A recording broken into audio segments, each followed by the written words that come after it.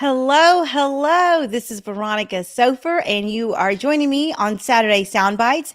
I'm so excited that you are here with us. We've got another great episode. We're going to be talking about your voice, the power of your voice, and how it impacts your business. So make sure that if you are watching and you've got questions, you can put them in the comments. Make sure you let us know where you're watching from. If you're watching on the replay, hashtag replay so we know to go back and comment on whatever you brought to our attention, because we're super excited to be engaging with you folks. Now, if you are listening on the podcast, be sure to hit subscribe. We want to make sure that you don't miss any episodes of Saturday Soundbites. Here at Saturday Soundbites, we talk all things visibility strategy, marketing, advertising, public relations, branding, personal brand. All of those kinds of things combined and aligned make up your visibility strategy. So we want to make sure that we bring you resources that are going to help you and your business grow. So we are going to go ahead and get started. I have an amazing guest for you today. You know, our voice is a huge part of our visibility, and Brienne Hennessy is an expert at that. So we are going to bring her on stage, and we are going to start talking about the importance of your voice. Welcome. Welcome to you. I'm so happy to be here this morning. Oh my gosh, this is a great moment to connect. And thank you for having me. Absolutely. I'm so excited you're here. And I have to just acknowledge the beautiful orchid over your shoulder. I love orchids. I have Betsy here, my orchid right behind me. And I'm glad we were able to connect about that right off the bat. I know, it was meant to be. Those are those divine synchronicities you just can't ignore, I love it. I love it. Absolutely. All right. Well, tell us a little bit about you and your journey, how you got here, and all the things that brought you to where we are today to talk about voice. Absolutely. So as Veronica said, I'm Brienne. I am a speech and voice pathologist turned vocal empowerment coach. And my mission is to guide women who use their voices to do their jobs, be able to conquer vocal fatigue, elevate their voice health and wellness, and tap into their inner voice so they can show up as their truest selves, which drastically impacts business, relationships, and just living an aligned life. I love it. And especially now with everything being virtual, Yeah. you know, at least when you were meeting face to face, you may have a few minutes to transition from one conference room to another or drive to see a client. But Yeah. now we just go from meeting to meeting and our voice is used every moment. I'm just amazed. And I know there's a science behind it. Tell us your background. Yeah, so I started early in undergrad, recognizing that I was interested in voice. I am a singer by recreation for fun and in choirs throughout my life, but I truly believe that voice is something, especially our speaking voice, something that we can harness, we can explore, and that we each have our own natural, unique, authentic sound. And how to bring that to the world is really important. So I knew I wanted to be in some realm of communication. In undergrad, I discovered speech pathology, and within that, there's a subspecialty of voice rehabilitation, voice disorders and changes that can happen. And so over the last 13 years, I have been so fortunate to work at some of the top voice clinics in the country, wholly every day, working with folks and their voices to make sure that they're healthy again and that they're able to do what they need to do. So by the time I decided that I wanted to serve more people, about a year and a half ago, I took the step to start my business. I really started to recognize that it comes down to what you bring in an awareness standpoint, which we're going to talk about a little bit today, the importance of being aware. And so having that awareness and being preventative with what you can do with your voice now so that there isn't injury later, so that it doesn't impact something like a relationship with a family member or a friend, or even your business and your bottom line. And so I recognized the kind of bigger, broader picture. And a lot of that came from my own personal journey, being misunderstood, actually, a lot in my 20s. I am very acutely aware by the nature of how people sound. I have a kind of a superpower to hear certain things about voices, which I'm really, really grateful for. But also experiencing those times where people would say, you know, things like, your tone of voice. There's just something about your tone of voice. And I've just so many times thought, what is going on? I'm saying these words. What is the mismatch? And so it took a long time during the course of my 20s to tease that out. And ultimately for me, and interestingly, subsequently for some of the folks that I've worked with over the years, especially women, it came down to not being connected to my inner self.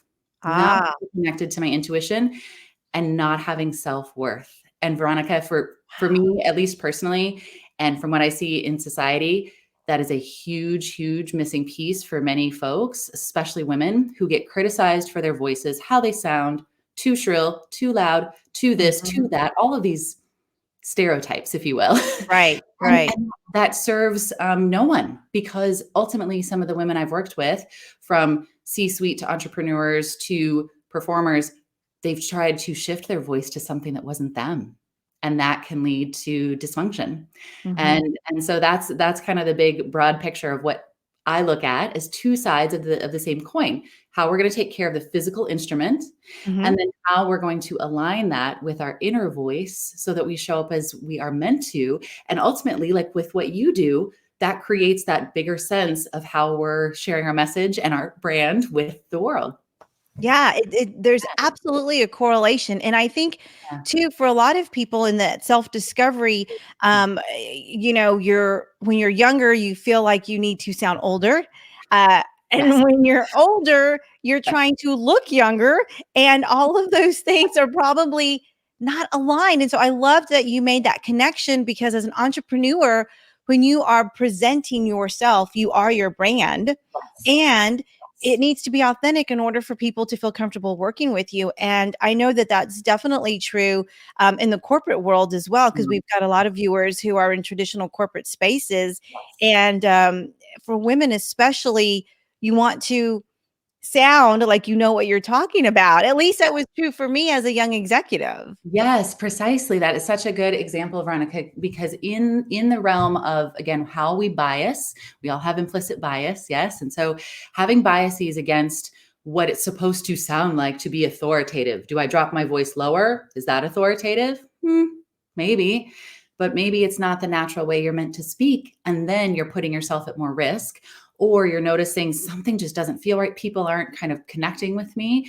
And this other idea of, what is it about voices that, yes, we like, we enjoy? We're all going to like different types of voices, similar to we like different types of music. Mhm, So that's a really big factor too. I want people to be able to love their own voice, which unfortunately is not very many folks mhm. actually like the sound of their own voice. So when you're going up into, whether it is that full meeting in front of the board of directors, or your next Facebook Live, to be able to speak to your own audience, and you don't actually love the instrument and the sound of it, does it matter the words you're saying? Because I Ah, think then you're really showcasing there's something that's off. People can often mhm, sense that.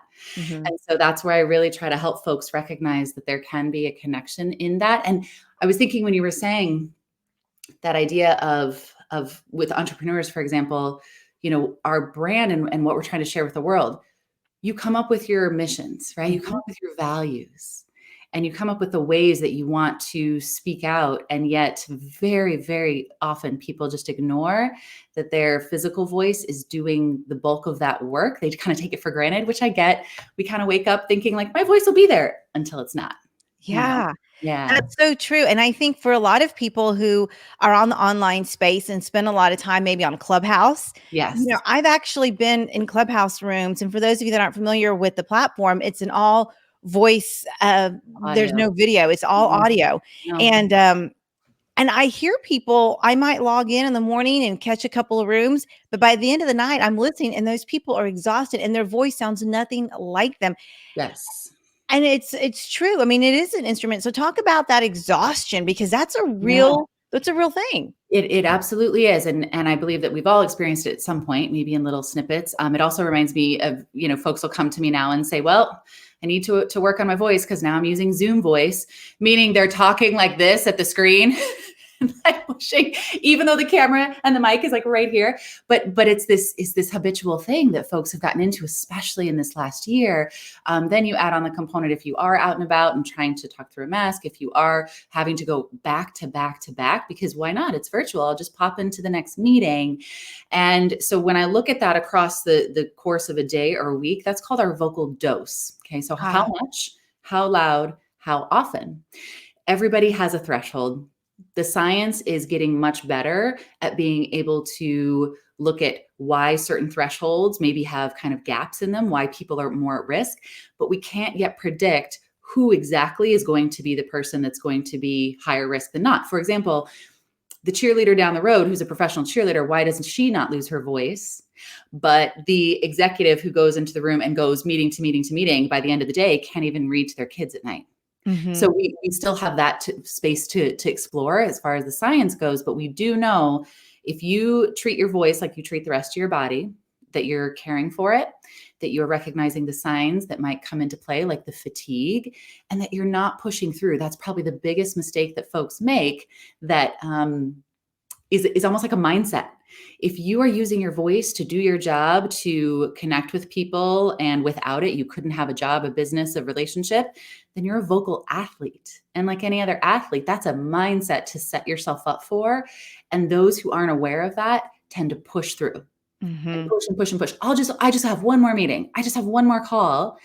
I'll rest, be fine by the next day, again, until they're not. And that's so many times the folks who would come into the clinic setting that I worked in over all the years, and they would say, well, why now? Why did this one thing, tip the scales? And I would say it's not the one thing. It's the culmination of these things. And so I want folks to be preventative, proactive, and strategic about how they look at their voice day. It's Mm-hmm. a matter of almost thinking of it like, I call them little voice naps. How can you fit in little voice naps? And like you were saying, whether, when we were commuting, like in your car and not belting out to the every song on the radio, please do, but don't do it every song so that by the time you get to your next meeting, you're like, oh man, I really overdid it. There's ways to be clever about this, ways to delegate, emailing and texting. And honestly, back to the Zoom voice example, trusting your microphone. I mean, Veronica, you are an expert at this. You have your visible microphone right Mm-hmm. there, Mm-hmm. but you also trust it. And I can tell because you're not having it there as like a prop and then still speaking like you have to project and shout. Do you know what I'm Right. saying? So Right. that's something that I think a lot of folks still just need some education about, and that will save so much. In your background in education, for example, teachers are one of the highest risk populations when it comes to just having how long they have to speak and not having amplification in the classroom, Yep. ways to support their voice, their sound, their acoustics. To get my teachers, when I was in the clinic, to use a microphone, there is like such a stigma to it There still, is. such a stigma. And it was just so heartbreaking to see them say, it's summer break. I'll be fine. 2 weeks, 3 weeks, 4 weeks into the fall, back into the clinic they come, Yeah. because rest alone doesn't do the trick. So that's just kind of the first tip: rest, but don't bank on it to be the thing that's going to just resolve, that fatigue that you're feeling. Mm-hmm. And it's so true. The idea of a voice athlete. I mean, I've never heard that term. I think you should put it on a T-shirt if you haven't already. That would be some great marketing for your business. But I now more than ever, the idea is that we need to connect with people genuinely. Yes. And there needs to be natural engagement, Yes. authentic engagement. And when you're doing that, all your little subtleties start coming in. As a professional speaker, or as my training, of course, is in media. So if Mhm. I'm doing a press conference, I know not to use ums. I know to speak in sound bites. I Yeah. know how to chop my words. I know at what level the type of vocabulary I need to be using for a TV audience needs to Right. be sixth grade. I have all that training, but in the entrepreneur space and probably even in the corporate space, Yeah. no one explains to us how to speak and use our voice in a way that's going to make a genuine connection. That is such a great distinction, Veronica, because that's what I kind of noticed. For example, the public speaking coach or typical voice coach, I come at it from an unconventional way, I guess I would say, Mhm. would discuss the things that you just mentioned, the things that are going to bring you that, kind of more broadcast journalism type training, get you ready for the stage. But that same idea of how are you still going to feel confident truly in your voice? I don't really believe in the fake it till you make it component, because our voice is a barometer, Mm. and how we're feeling, what we believe, our underlying emotions, they are going to show through this instrument, because that's just the natural energy of the sound waves coming out into the air. And B, back to that alignment piece of, if you're not even liking your own voice on playback and you're internally cringing when you hear yourself speak, again, that's going to create a disconnect. I call it a dissonance. Okay, so in acoustics, we have this idea of sound waves. When sound waves are out of alignment or chaotic, it's called dissonance. When they are in alignment, it's called resonance. And so you want Mm, your voice to be able to resonate both in how it sounds and how you feel about it. And you're right, there aren't programs that allow for this kind of awareness early on. That's one of my biggest like hopes, is that I can create a preventative approach where people know from day one that this is possible for them to explore. And to your point about how we use inflection and volume and intonation, that those are excellent things for people to harness. Some do it more naturally and mhm, more easily than others. I believe everyone has the capability to access that, but I also think there has to be genuineness to it. I was in a clubhouse room the other day and I was appalled by a very prominent voice coach telling someone that he fixed his voice. I don't believe humans are to be fixed. I don't mhm, think anyone's voices needs fixing. And he further went on to say, all you have to do is talk higher. This was a man who had a bass voice. For those of you who know like bass, tenor, alto, bass voice. And he was telling him to talk higher. It sounded so fake and so inauthentic. And then he finalized it with, well, that does sound better. And the reason you want your voice to sound better is so other people like it and will listen to you. oh, Yeah, so many things wrong with that. And this had a room of 12, this room had 1,200 people in it, oh, just being wowed by this transformation. And I just felt for the person because he was told he was broken, mhm, essentially. He yeah, was given a tip that does not functionally make sense for his natural voice. And then are we really here to make sure that others like how we sound? No, we're here to stand in our truest selves and yeah, showcase that. So that I agree with you. There has to be some of that earlier foundation set. mhm, And that's why I love what I do, because it allows for that ability to comfortably explore and do that in a way that people may not even recognize that they could do something with their voice. mhm, And then also be able to give themselves the grace and space to know that situationally this might vary. Boardroom, yeah, maybe you have your boardroom voice. I mhm, want you to have choices though, so that when you go home, maybe there's a certain voice that you use with your family. It's called code switching. We all do it in some capacity. But I've had folks who, even in their own dinner tables, don't feel comfortable speaking up their opinion. mhm. They feel like they say something and they're not heard. And I'm wondering how many of y'all here have ever had that experience where you do say something, but you're just not heard. And so I think Yeah. that also can be harnessed from how you relate with your voice. And do you find this, and I'm so fascinated by all those examples, but especially the last one, Mm, I'm guilty of it. I lead mm, large teams, and when you work for a large educational institution the way I do, you have right. a large audience, and sometimes I'm walking the door and it's straight direction, direction, Yeah. direction. And I literally have had my family say, hello, you're not at work. And it startles me because my Yeah. brain has to do a quick switch. And then all of a sudden, you're present. And I think sometimes when we don't give ourselves time to be present Yes. to where we are, our Yes. voice doesn't have a chance to change. That's a perfect example, Veronica. And that is actually one of my first, among the things we've talked about first, like dedicated tip. I call it setting an intention before you speak. So it's exactly that, getting present. And that those intentions can be set at any of those transition points, ideally during a voice nap when you're resting your voice for a few minutes anyway, and I checking need to in. take those. I need to take those. Yeah. Checking in that you're breathing, that's really important. People are always saying, oh, I just have to breathe from my abdomen. Like that's a whole another talk in and of itself. But are you breathing? I see Mhm, you breath holders, those of you here today and on the replay. If you're not, check in with that. But yes, so that you are present, because that's what's going to give you that moment to say, okay, what do I need in this moment? And how is that going to be reflected in what I do next? So mhm. I love that. Yeah. Yeah, and what are some other tips that you can share with folks? Because I love that one. I'm definitely gonna do it, and I'll tell you, I realized just last time we spoke Yeah. that being present is just so powerful, and I started going Mhm. into more meetings being present, and the results were more successful. Yes. Yes. That is So thank exactly you it. for that. Oh gosh, yes. Thank you for being willing to try it and take action on that.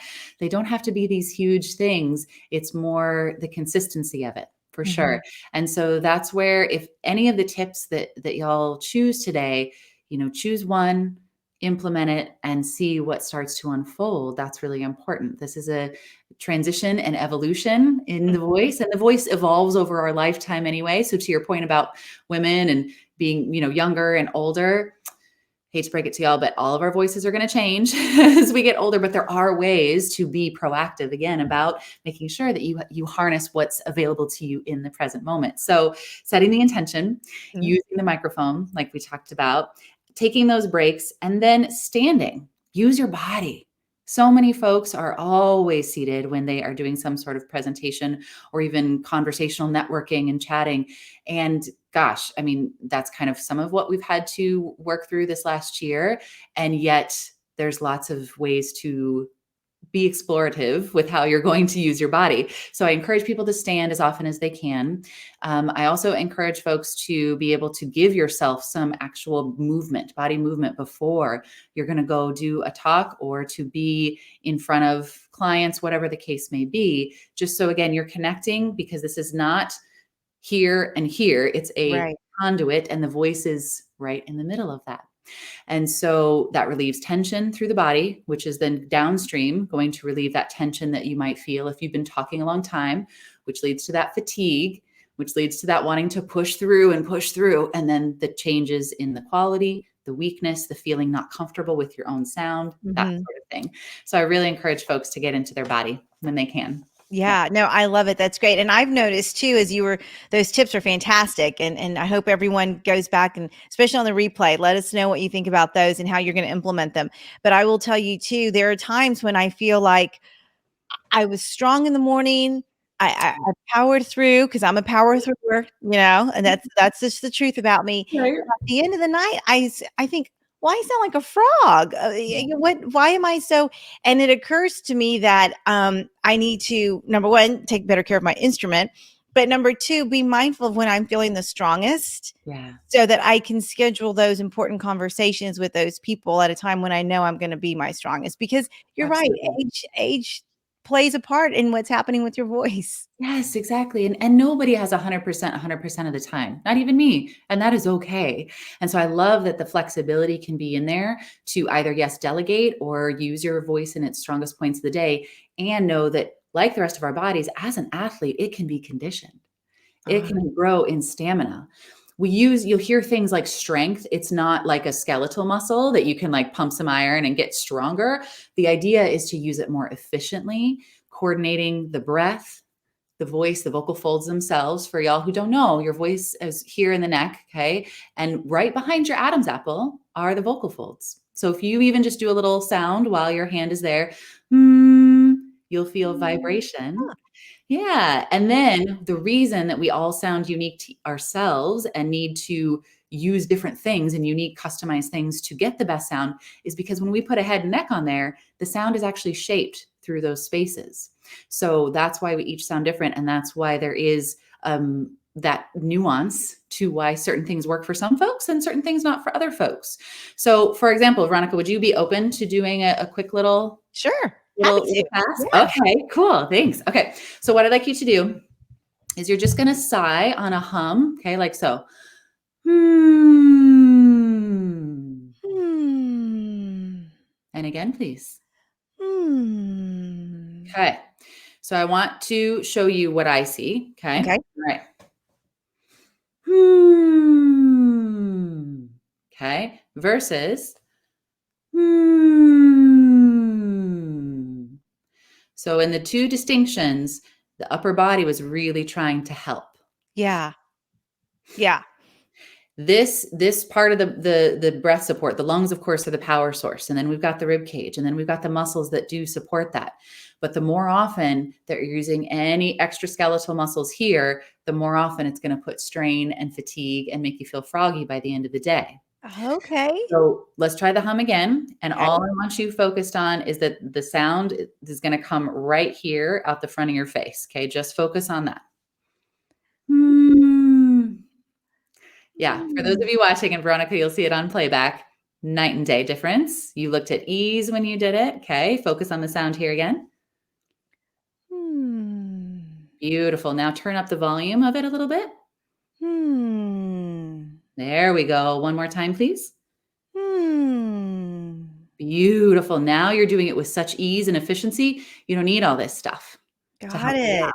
Yeah. And the sound was gorgeous. You already have flow to your voice, but you actually have these couple sections right in your mid glide, that's called, that really resonated, that really stood out. So that's then where you can kind of use that as like a home base to come Mhm. back to. And I love how then you can almost go meta and observe yourself, be present in that moment. Cool. My body's at ease. Yeah, I'm feeling good. Like you can feel into it more. And I think Mhm. that's critical too. We hear all the time, but tapping into how we're feeling as we're doing this and what feels good and easeful is crucial. Wow, I love it. And is that I notice that I have that sensation when we're doing meditations. When we my Yeah, yes. Tell me so more. I just all of a sudden had a connection. My little educator part is coming together. Right, I made a connection. That's right. what it feels like when we're meditating, and Yes. we're making sounds, but they're coming, they ask us to bring them up from different part of our chakras. Yes, exactly. That's what, oh my gosh, I love that, Veronica. Yes, that's what I help people kind of connect to as well. And that idea of that's where you're harnessing different energy from the body and letting it flow through here, not get stuck, not get topped off. Yeah. And I love that example because yes, that's one of the easiest places and most natural places, especially with like chanting type meditations and things that really you can just get ideally lost in your voice. And it's a beautiful space, a healing space to be. And that's a whole nother talk. I think sound healing and voice healing is totally possible. I So love it. And I'm just so you know, it is exactly for another time, but yes. sound healing and frequency healing, I believe it. I have had migraines. I have set them out of my body and moved them out with frequency, and I'm just so you know, my husband's a radio engineer. And so we talk about sound and Yes. frequencies and vibrations Oh, all the time. And so oh, I'm with you. oh, I'm there. I'm a believer. I love it. That's That's so beautiful. fantastic. Well, tell us how people can work with you. I know we're running out of time, but I want to make sure people know how they can tap into you as a resource, whether they're in the corporate Mhm. space. I've got a couple of professional public speakers Absolutely. am listening today and watching. So tell us how people can work with you. Oh, yes, happy to. So, two spots. So, one is straight through my website, www.yourvocalvitality.com. There, I have information about a masterclass that I am leading in April 14th. And we're going to go into more of a deep dive of some of these components that we've talked about today. And then, if anything, if you are more of a DM person, feel free to DM me. I am on Facebook primarily. You'll see me on Instagram at Your Vocal Vitality. I love connecting with people. And for those of you here or on the replay, some of these tips we talked about even comprise what we call vocal care or vocal hygiene. So I have a free gift to offer y'all.